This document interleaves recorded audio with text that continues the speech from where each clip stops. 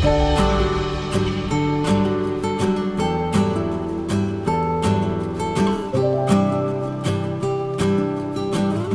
we're going to be talking about the interactive process and the importance of making sure that we capture it in notes. And notes can include emails, it can include case notes when you're in a case management system. It could be taking a phone call and noting that in a log. So we'll talk a little bit more about why that is important and ways that we can effectively do that. We know that caseloads are high, but it is very important to capture that interactive process, because if we don't, inadvertently somebody will need that information, such as our legal counsel or institution, and we won't remember which student it was because we have a couple hundred students, right? So the better system we have in place, the more we're able to protect our institution and ourselves and our students. The pronouns that I use are she, hers. I am an Asian female, middle age, as hard as that is to say, and I am short, so if I stood up, it wouldn't make that much of a difference because I'm only barely 5 feet tall, and I have shoulder length black hair, and I'm happy to be here with you. So next slide. So when we're making decisions, what we're capturing, 2 items. Does the student have a disability? So what does that disability status look like? What accommodations then, based on that disability and individualized process, are necessary, reasonable, and appropriate? And it's all 3, not 1, 2, or either, right? It's and. And we're taking a look at what are the access barriers. And those access barriers need to be directly related to the impairment or medical condition and to the disability.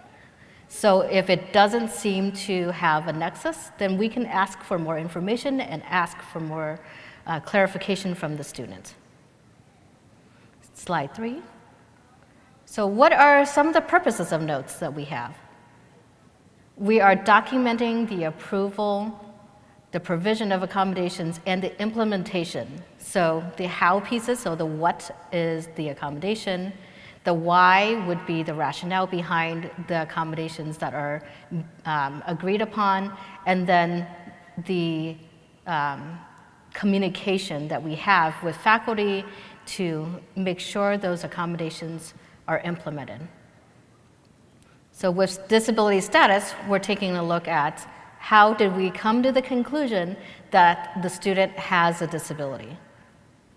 And then after that, we ask the question of what are the accommodations that make sense based on the information that is from the student, from our professional judgment, and from third-party documentation. We want to provide an objective and accurate account of the information and the interactions that we have with students, faculty, and staff. Accurate because at any given time, a student can ask to see those notes. And objective because we want to make sure when we are writing the notes that we're not sharing opinions, that we are able to back up what it is that we're sharing. And in the instance of a formal complaint, this information becomes very crucial for our legal counsel to be able to take a look at to determine what steps they need to take to move forward. There's also the informal process piece, right? So some schools, we can take a look at publishing what that informal process looks like. This information comes from a white paper that was released in 2019. The authors of that paper include Jamie Axelrod, who you heard from yesterday, Adam Crawford from The Ohio State University, Adam Meyer from Central Florida, Linda Sullivan from Dartmouth, Randy Boris, who is retired and who was at Buffalo, and Lisa Meeks. I think I got everybody. I'm sorry if I didn't. So how this whole project began, Lisa Meeks and I were emailing back and forth, And we discovered that there were two very different opinions. One, don't do case notes, because if you don't do case notes, then people aren't going to be able to have anything that they need to prove, which we kind of scratched our heads at and said, that's probably not the way to go. And the second opinion was case note everything. So if we case note everything, is it crucial to case note everything, or are there critical pieces that we need to case note? And that's what we went to explore. So we asked questions such as, we sent out a survey, how do you, as professionals, record these interactions? Do you have handbooks? Do you have procedures that are published online? Do you give students information when you do your initial or welcome appointment? And we got lots of information back. And the second step of that was to create this white paper to provide some guidance on notes and noting the interactive process. So in the informal process, sometimes what happens, a student can say, I was never contacted. I contacted the disability office, but they never got back with me, right? I'm sure we've all heard that. But if we have a log or if we have email trail, then we can say, yes, actually you were contacted. I sent you an email on June 4th of this year, which you probably wouldn't do because you were on vacation. But the point is that we can have that record showing that the student was contacted by email.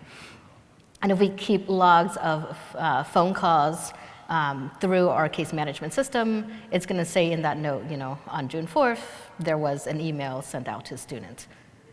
The other piece is when faculty say, well, I didn't know about accommodations for a student because I was not contacted. Well, our case management system timestamps, date stamps, everything. So when a professor says that to us, we pull up our records and we say, well, professor, on June 15th at 4:09 p.m., an email was sent to you with the student's list of accommodations that they plan to utilize in your class. So then usually that results in, oh, I must have missed the email, but it creates that record, right? So that we can say, yes, that information was provided. It gets sent to both the student and the instructor, and we're able to show that we are engaging. Sometimes we get complaints of discrimination and complaints of lack of access.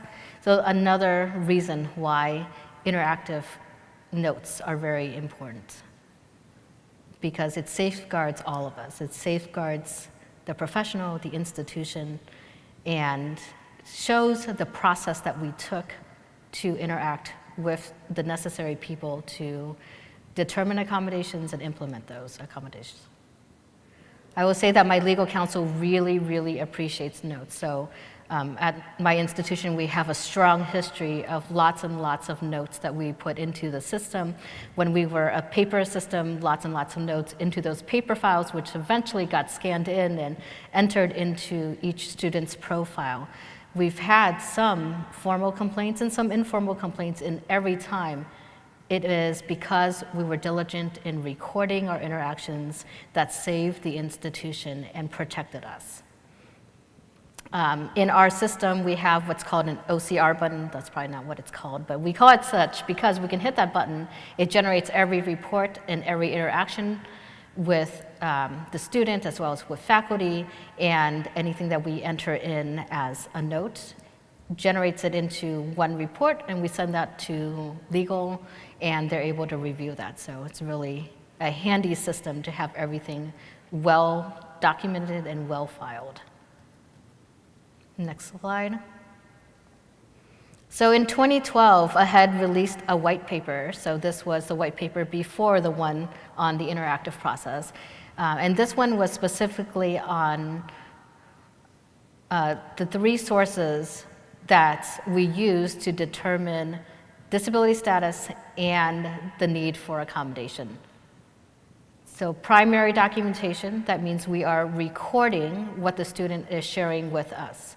So we use words like student shared, student disclosed, student mentioned, and record how they are experiencing their disability, what barriers they can articulate are part of that experience, what has been helpful to them, what has not been helpful to them, and how they came to meets with the disability office.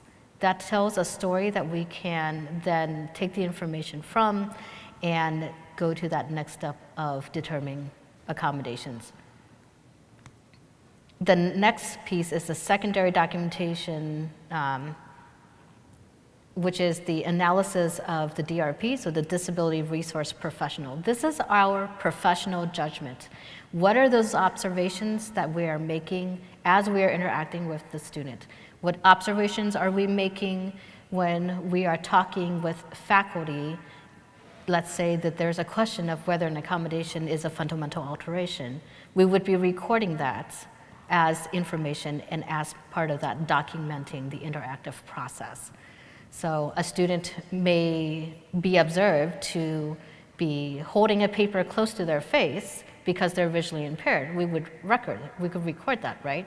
Or that we can hear that they're using voiceover on their phone, or that they're using a walker, or they appear to be using hearing aids, speaking American Sign Language. Those are some of the observations we can make that will go towards our professional judgment when figuring out how best to make arrangements for accommodations and access. And then tertiary documentation is a third piece. It's not in order, so that's something to note, right? There's not an order of importance. All these are important. You have to have first and second, but you don't necessarily have to have that third piece of third-party documentation.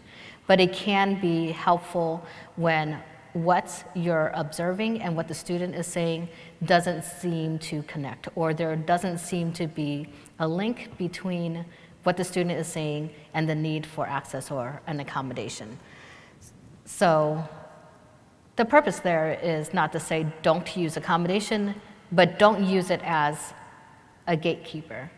It's not a requirement for somebody to affiliate with the office to set up accommodations, but certainly it can be very, very helpful, especially in the health sciences when we're working with really complex situations and working with students who are in high stakes situations. Sometimes third-party documentation is going to be more crucial for us to better understand the specific needs, the specific barriers that they are experiencing. Another example of third-party documentation, many of us have worked with emotional support animal eligibility because there is so much fake documentation that's out there that can be purchased. That might be an area where we're going to ask for more documentation or it be done a little bit differently, right? Where we're not going to say that we're going to accept the documentation that somebody can just purchase off the online source, but we would want an actual healthcare professional to be completing a disability verification form or giving a letter that's not a form letter. Another example would be in attendance, where a student needs to be able to be in class. There's a balancing act that we do, right? Where if a student misses too much class, it's detrimental to their learning experience, which means if they miss some of their experience, whether it's experiential learning or their classroom experience, we may want to ask for documentation so that we can verify that it is truly disability related. And that documentation can be from a third-party source, or we can also build into our process that if a student uses a disability-related absence, that they contact both their instructor or coordinator as well as their disability office professional. Next slide. So the purpose of notes, it is a record of communication between the disability professional and the student. It is a record of the interactive process. You can use it to summarize third-party documentation. So this is really handy if you use a narrative form for initial appointments. And so in that initial appointment, you may give some background information about the student, what they're studying academically, their supports that they have in place, why they decided to connect with the disability office, strengths for them academically, weaknesses, tools that they've used, And then part of that also can be a summary of third-party documentation and or the observations and the information that you get from the students that shows that they are indeed a person who is disabled and qualifies to utilize accommodations. A critical record is a record for critical points of contact. So when we're in the health sciences, we want to be able to show that we did not make decisions in a vacuum, or that the college faculty did not make decisions in a vacuum, right? Long ago, maybe not so long ago on some of your campuses, there were committees that existed. And the problem with these committees was not that it was a committee, but there was nobody representing the disability office on that committee. It is a partnership between the disability office and the academic side, because without knowing the course objectives and not knowing the design of the program, we cannot make a good, sound decision of whether an accommodation is appropriate, reasonable, or necessary, right? So for us to make that determination, or for us to make that determination of whether something is a fundamental alteration, we have to have a good partnership with the academic side. Anything that's a rejection of a disability request always should be in writing, right? So in our office, we'll send an email after we've spoken to the student, given them an explanation and rationale as to why that accommodation is not necessarily appropriate or reasonable given the circumstances. And we'll follow that up with an email and say, thank you for the conversation. We are not able to support your request. Here are the next steps. Here are the ways that we can support you. So where every no, it needs to be a no and. And we can document that in an email as well as in our conversation. Next slide. There are definitely lots of benefits to good notes. It's a process standardization. If we all take notes in a similar format, if we use templates, then there's going to be that consistency. And if somebody is out of the office and you're in a multi-person office, somebody can pick up that student file or log in and open that student file and get a good idea of what they're going to find in the case notes and in the format. And it also helps us to have those discussions to standardize how we practice, how we make decisions, how we work with students, work with faculty. Institutional memory and continuity. So when somebody leaves the institution, that record still is there. And we can go through, read the student record, understand where the professional was coming from, what tools they use, what sources they use to come to their decision, what that decision was, and perhaps what the student's reaction was to that decision. It's great for supervisors because we're able to do random audits of student cases to take a look at how people are coming up with the decisions that they are coming up with, what those conversations look like, and the interactive process itself is going to vary because it is case by case, and what varies is who you contact, when you contact them, and what you're contacting them about, right? So really the biggest failure in the interactive process is to not engage. It's that simple. We need to stay engaged and we document that we're engaging.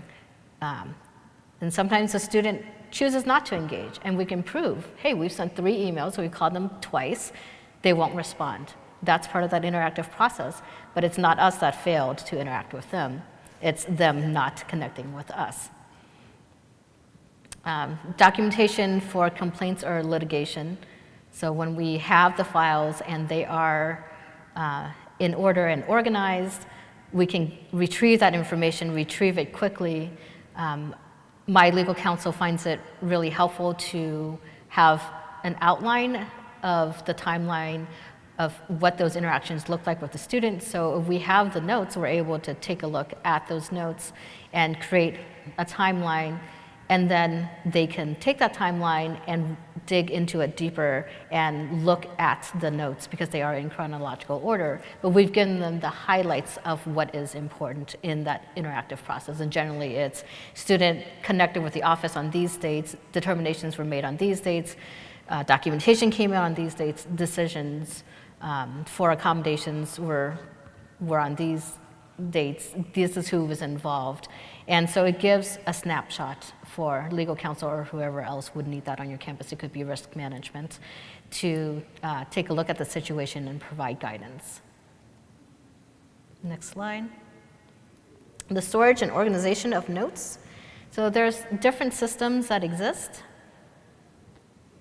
but we do want it to be stored in a way that is going to be easy to access. And this could be through the case management systems. Our campus uses AIM, but there are campuses that use Accommodate or Clockwork, or they have a homegrown system from their IT department that was created so that they can effectively keep each student's file separate from the others, because it is protected information, right? If FERPA covers the records because it is on a need-to-know basis, and we are the office that is charged with the need to know to determine disability status. That's why we say to our students, we're going to keep your information private under FERPA, and we can show that we're doing that if we have like a student rights and responsibilities that they sign off on. So in our system, we have 10 items, one of them being that they are aware that we're going to share this information, but only the accommodation pieces with those that are our partners in implementing the accommodations, that it's a student's responsibility to let us know if there's an issue, that they have reviewed the processes, and they know to keep open communication or some of the items that we have. And that serves as a record that, yes, we did let them know what their rights and their responsibilities are as a disabled student who is part of this process and utilizing accommodations. Denial of student accommodation requests, again, for that, if you deny a request, then a student would appeal, but that means that you have a process in place. So it needs to be clearly stated if an accommodation request is denied. Let's say you say, nope, student, we cannot support your request to live off campus. You have to live on campus, and you cannot live off campus because it's able to provide the accommodations for you to fully participate in an inclusive environment on campus, and they don't agree with that decision, then they should have the right to appeal. So we need to be clear about who that appeal is, and that if that appeal is the final decision, that needs to be stated too. So generally what's going to happen is that a student's going to go to their consultant, their specialist, representative, the disability professional, right, that they're working with, and they'll talk over the requests. At that level, that's when it gets either approved or denied, to support it or not support it. And then if the student disagrees, then it moves forward to whoever that next step is. Sometimes that's the director of the office, it could be an associate director, it could be the ADA coordinator, but it needs to be specified. And that helps us to say in an email to the student, hey, we let you know what the process is, it is your choice whether you want to continue in that process. And then of course we'll want to let them know what the formal process looks like too. So that's the informal process that I just discussed. And the dates and the accommodations timeline, so I've talked a little bit about that already. Next slide. So types of notes, so we see lots of different interactions with students and faculty and staff, because really it takes the whole campus and students utilizing all their resources to be able to have a great experience while they're with us and before they earn their degree and move forward into employment. So inquiry notes, those are whether it's a student, their parents, a case manager, their high school guidance counselor, wondering what that process looked like, or if I had these accommodations in high school, do I get them in college? Those are the inquiry appointments that we'll see. So on our campus, we call them prospective appointments. And sometimes they come through email, sometimes it's a phone call, sometimes it's an appointment. We do have a general inbox that we use, and students can engage with us that way. And we have a template that we can send out that tells them clearly the steps of the affiliation process to establish accommodations. And then the initial meeting notes. So the initial meeting will look a little bit differently depending on campus, but generally this is where we have a conversation with the student to ensure that they are a disabled individual, and then to talk about accommodations that are going to be utilized while they're on campus. And so this is where we capture as much as possible the conversation, the resources that we talked to them about, the accommodations that were agreed upon, and then any other supports or services or resources that we made them aware of, whether it's on-campus resources like career service or TRIO, or dining services or housing, or external services like the Rehab Services Commission or the Independent Living Center, or a version of a site center or a center for the deaf.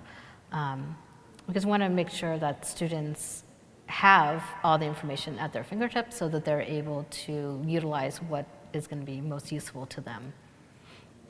And then the ongoing notes, those are capturing like any emails. Sometimes, we get emails from students that are long, long emails. I know when I look at a student name, I can generally guess when it's in my inbox that whether it's going to be a short note or it's going to be 3 pages long, right? It's great for us to know who our students are and know what to expect.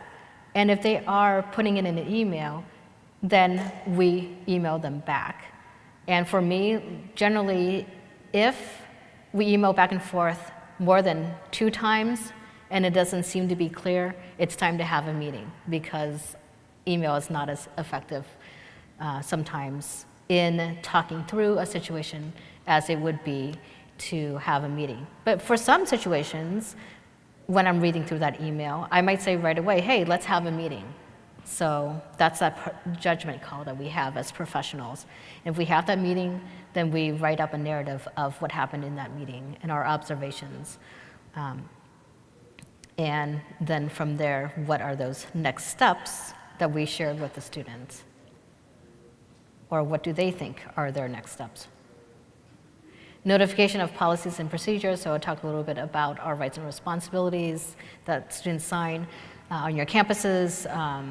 There may be a testing agreement where we tell them the rules of taking tests on campus, or for different media, so that they're aware of the process for requesting materials in a different format, or the process for scheduling an ASL interpreter or captioning.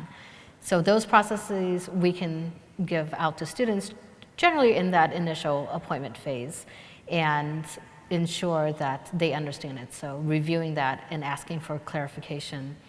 And then if a student doesn't follow the process, then we can email them again and say, hey, I know we had a lot to cover during the initial appointment. Here's the information again. We have a student handbook that talks about all the different processes, and so that's helpful to send the student to, or copy and paste the sections that are relevant to them. And so it's a little bit more digestible when we do that. But that's a record that we can put into our case management system to show that we have continued to engage in that interactive process. And we know that with accommodations, it's not one and done. Sometimes the impairment or medical condition changes, and if that's the case, there may be a need for additional accommodations. So at that point, we have a follow-up meeting, a check-in meeting, talk about what the new request is for accommodation, how reasonable it is, how appropriate it is, and then resend the accommodation memo or ask for additional third-party documentation if that's necessary. But again, we continue on with the interactive process. Next slide. So the components of notes, there are historical elements. So we can talk about in the historical elements, have they utilized accommodations before? If it was K-12, was it an IEP? Was it a 504 plan? Do they have rehab services? Have they used the paratransit system before? And we can utilize that information for transit on campus. So that background information gives us an idea of where the student is coming from and what has been useful for them. We need to remember that students are to be treated holistically, right? So when we have our conversations with students, we want to get the whole picture of who they are, not just the access and accommodation disability piece. So we want to talk about what they want to do with their degree, what their career path is, how they decided to come to our institution. Just get to know the student to establish that rapport. And it's important that we do that because if down the road we need to have the more difficult conversations, if we've established that rapport, the conversations where we may have to say, no, this is not supported, is going to go much better. Experiential learning is a big piece. In the health sciences, when we talk about experiential learning, it could be field experiences, rotations, it could be internships, externships, residency, and we need to prepare our students from the get-go that experiential learning is not the same as academic accommodations, that we can determine the accommodations for our institution only, but we cannot guarantee that third-party sources are going to provide the same accommodations. So USMLE may have a whole different view when they review the documentation in our letters as to what they think is appropriate and what they think they can support or cannot support. The elements of rationale for decision-making. It's crucial when we say the student has been provided with the option to record classes. Well, why are we providing that as an accommodation? Because the student has disclosed that concentration is really difficult for them, that the classroom has external stimuli that gets in the way of the ability to concentrate. And if they don't record, there are going to be places in their notes that they're missing because of that loss of concentration. Or it takes them a little bit longer to process that information because of distractions. Then we are providing that rationale. So accommodation equals reason because. So if we just write, this is the accommodation that was agreed upon, the next reader isn't going to understand, perhaps, why that decision was made. They might be able to guess as to how we made our decision, but if we specifically say, this is the accommodation, this is the reason for that accommodation, then it's going to make a lot more sense. And it's great for us when we look back to remember what process we went through to make that decision. And the accommodation denials, that can be also part of the components. So we go into the process with the intention of saying yes. We look for reasons to say yes, but sometimes the answer needs to be no. That no needs to be documented and needs to be discussed, and that discussion needs to be captured. We are documenting what barriers to access exist. Some of these barriers could be removed by good design, universal design. So we need to work at this from both ends, right? We do the individualized accommodations, but we also take a look at design and accessibility, and what can we do to make it more accessible for disabled individuals, and in doing so, makes it a better experience for everybody. referrals and being able to provide information on what referrals were given to the students helps us when we look back at the notes to say, I had mentioned the counseling center and your success coaches. Can you tell me how your meeting went with your success coach or with the counseling center? So it cues us to, when we meet with the student or when we email the student, to take a look at what the next steps were and did they follow through with the next steps. Or the student can come back and say, thank you for the referral to dining services, but they were not helpful. Well, if they weren't helpful, are you still being accommodated? Because if not, then we need to engage with dining services to make sure that you're able to eat. With the procedures and expectations, if we're clear about our expectations, then the students know exactly what needs to be done, and faculty know what needs to be done. So in our accommodation memo at Toledo, we give short explanations to the instructor as to how to implement the accommodation in their classrooms. So if it's extended time, we talk about the testing center, or they can implement the extended time in the classroom, or if it's an online exam, we give them the link and the instructions on how to increase that time. We explain that experiential learning, what qualifies as experiential learning, and what our expectations are, and the conversations that need to happen to ensure that the student has access similar to the classroom in the experiential learning. And then with disability-related absences or extensions for deadlines for assignments, we're pretty clear in that. And we make suggestions such as, please consider allowing the student to remote in, or is there a video that they can watch? Can the session be recorded?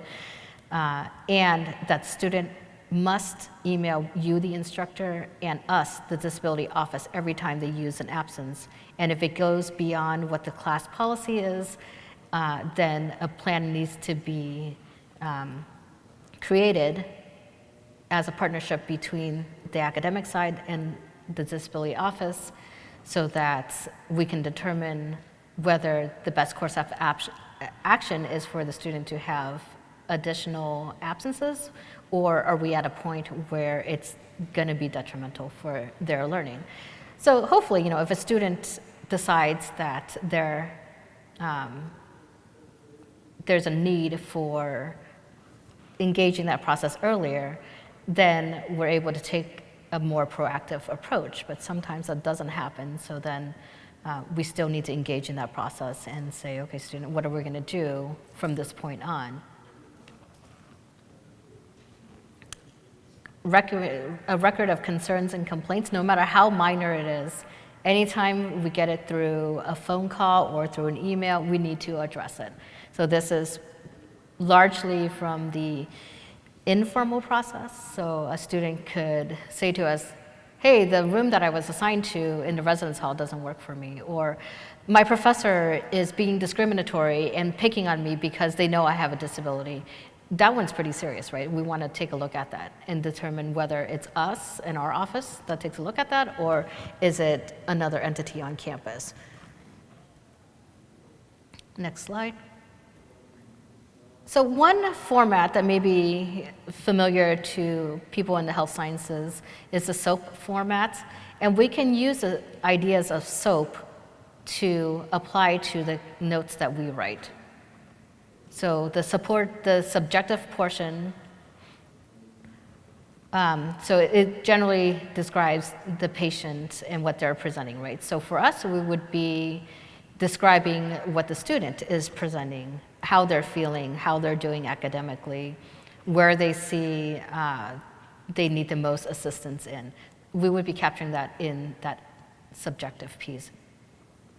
And then there's the objective piece that takes a look at the facts. So these are the facts about the student, the patient's status, right? So for us, it would be the facts of the student's process, the student's status. So it could be that we know that the facts are that the student has this health condition, that they've missed half the semester, or the facts could be that the students did not feel that they had access, and so they came to us, and we need to figure out how to ensure that they have equal access and the ability to participate. And then the assessment portion, to me, is like the professional judgment piece that we do. And then this includes the medical diagnosis. Generally, in a doctor's office is for that specific visit. For us, it would be the medical diagnosis or the impact of the health condition or impairments on the academic process and the experience. And then the plan portion, this is the action piece. So when you go to the doctor says, here are our next steps. We capture that in our notes by saying, we talked to the student, these are our next steps, these are referrals that we made. Maybe the plan is for us to meet with the student regularly for a while until they're able to get to a better place for coming up with a system that's going to work for them, or they need check-ins so that they can be more accountable until they adjust to the pressures of being in a professional program or a health science program. So what do those plans look like? We can capture into our notes similar to what the doctors do in the process. Next slide. So health sciences, high stakes. Professional programs, there's a lot of pressure to do well. There's a lot of responsibility on the students. It's high-paced. It's high stress levels that the student may be experiencing. So we want to make sure that we wrap around the students all the supports that we can so that we can support their success.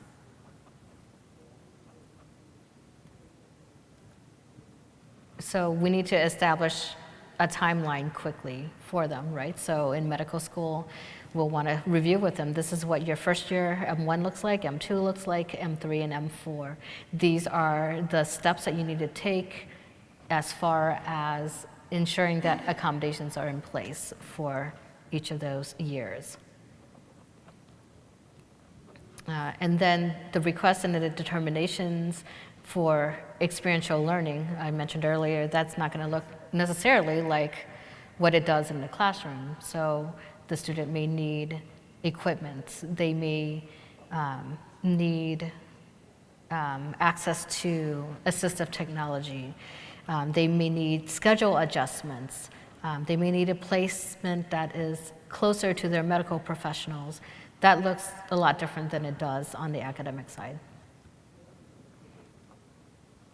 And then response to provision of accommodations, and then the response to appeal. So in the health sciences, not every student is going to succeed, just like in other programs. So what gets called into question is, are they still a qualified individual? Jamie talked a little bit about that yesterday.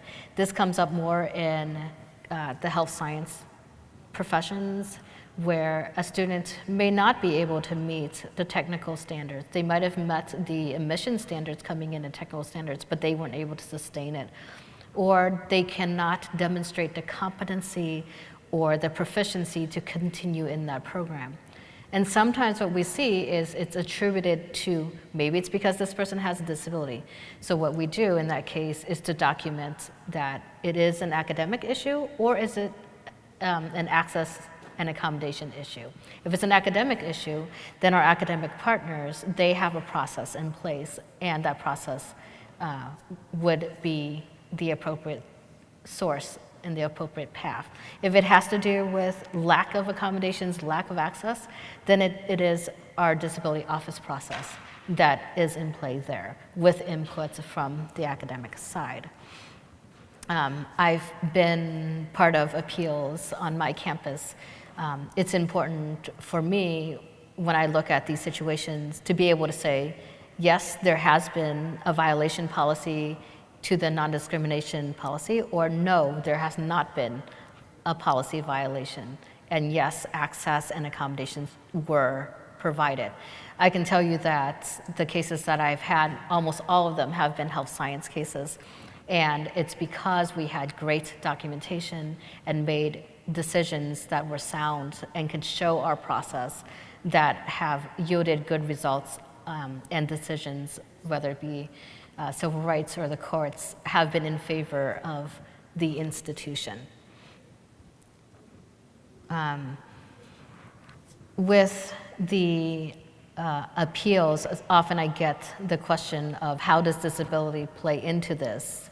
And my response is we need to determine, is it that this is an individual who is disabled, who happens to be part of an academic process, or is this a disability access and accommodation issue? Those are very different things. And to be able to explain to the faculty and administration the differences helps them to give us the information and for us to give them the information that's necessary when we have situations where a student is going through the academic process. Next slide. So the record of preemptive work. So we are taking a look at the provision of needs for third-party exam requests, right? So we are preparing the students to gather the necessary documentation. They may need additional testing for a learning disability or ADHD to submit to that third-party entity to be able to do the third-party exam. So that's part of that preemptive work that we are documenting when we're having those conversations. There's also licensing requirements.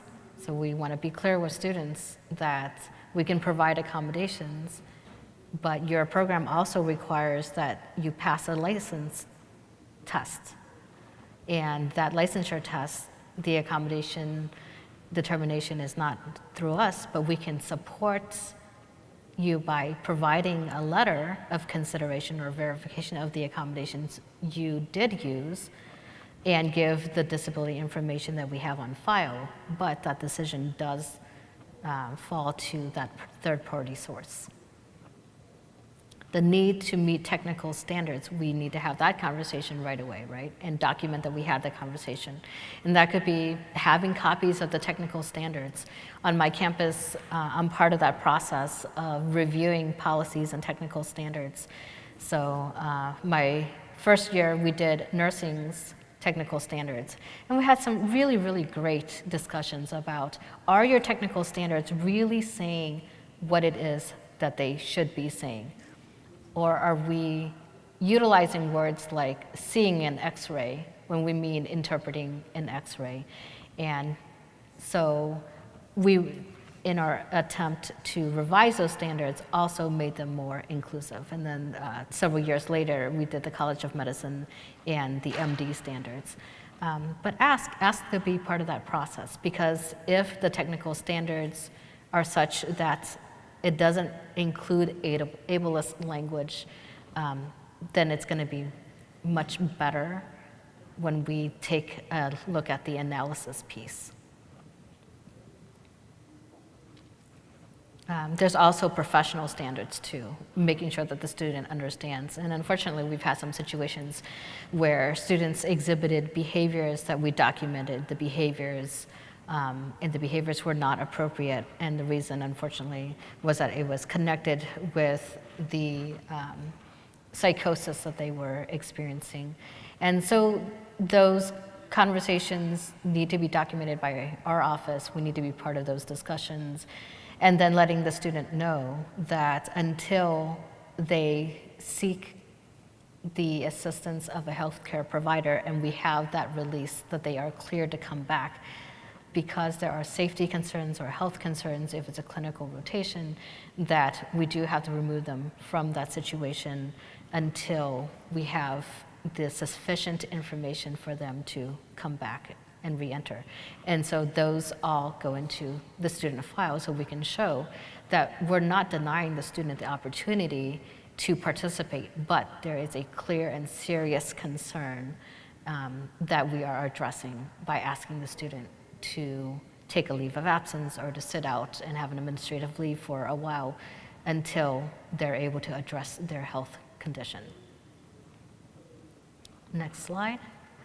So there are some elements when investigating complaints. So all of us are going to get complaints, and it's not the formal complaints. It's, again, those informal issues that we see come up from our students. So we want to know who was involved, so the names of the people, and also the timeline of dates that the people were involved. Some summary from the complainant with the dates, right? So what are their concerns, what are they alleging? And then also summary of correspondences or communications with the respondents, and there could be several, and what their statements were, what they reported, and what their interactions were with the complainant. Summary of the DRP, Disability Resource Professionals' impressions. So this is where we show our professional judgment of we took the information, we analyzed it, we came to this conclusion. And then the outcome and resolution that includes who do we communicate that outcome and resolution to. All right, I'm going to stay around for a couple more minutes, so if you have individual questions, feel free to come up. Thank you so much for attending this session. Have a great rest of the conference if you're staying for the AHEAD conference, and if you're leaving, safe travels.